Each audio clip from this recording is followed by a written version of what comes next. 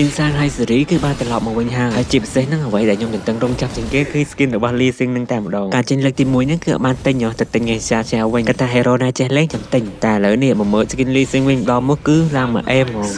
គឺឡើងលយហ្មងអ្នកនរគ្នាកាលហ្នឹងនឹងគិតអីទេតែអត់ទិញ skin ហ្នឹងឥឡូវចេះសំណាងល្អវាត្រឡប់មកវិញចឹងតែផុតលើកហ្នឹងទេដឹងខែណាឆ្នាំណាមិនមកវិញទេហើយចំពោះ skin កូប៉ូឡូនឹងយ៉ាវអីវិញគឺតែស្អាតម្យ៉ាងម្នាក់ដែរតែខ្ញុំក៏ដូចអត់មានចិត្តប៉ែតទេណាចឹងខ្ញុំផ្ដោតសំខាន់ទៅលើ skin ដែលខ្ញុំស្រឡាញ់គឺខ្ញុំទិញយកមកលេងហើយ Lee Sin ហ្នឹងឃើញគេលេងយកមកកោះផ្ទះតំណងណាតែពេលខ្ញុំមកលេងអ្នកនរគ្នាលេងលុតនឹងពេញមេហ្មងអត់ដឹងថាលេងកោះផ្ទះឬក៏លេងវាយគ្នាប្រកបទៅនេះហើយចំណាលោកពូនឹងវិញគឺទៅណាជួបទៅនឹងហ្មងវាតាមតែខ្ញុំហ្មងហើយខ្ញុំក៏មិនស្ទាន់ទៅចេះលេងដែរអ្នកនរគ្នាលេងចុចសឡំចិត្តអាទីវីដេអូស្គីដូអីរហូតគឺខ្ញុំពិបាកទេខ្ញុំចេះច្រឡំយើងវាអត់ស្តតែរឿងអាទីហ្នឹងយើងដឹងថាមានអាទីយើងចុចទៅតែអានេះវាអត់ដូចទៅនោះទេអាទីចុចទៅដឹងដូរ skill ហើយណាមួយ fighter ខ្ញុំមិនសូវចេះលេងហ្មងទេខ្ញុំចេះលេងតែអឹមហ្នឹង make អីចឹងណាហើយលោកពូនេះគឺស្រាញ់ខ្ញុំខ្លាំងមែនទេខ្ញុំទៅដល់ណាឃើញមុខនោះហ្នឹងហ្មងនិយាយទៅលេងតាមវាយទៅខ្ញុំទេខ្ញុំទៅលើទៅក្រោមទៅកណ្ដាលឃើញខ្ញុំមិនសូវចេះប្រើ skill ប្រើអីចឹងណាគេតាមលុកខ្ញុំចឹងហើយគេនេះមិនមែនបានកោះផ្ទះកោះអីទេអ្នកនេះលេងដើរទៅវាយដើរទៅស្វ័យសัตว์ពេញតែមែនឥឡូវនេះឃើញស្ងាត់តកាល្អនេះកោះបានមួយតែតាមិនមែនអត់តលីងណា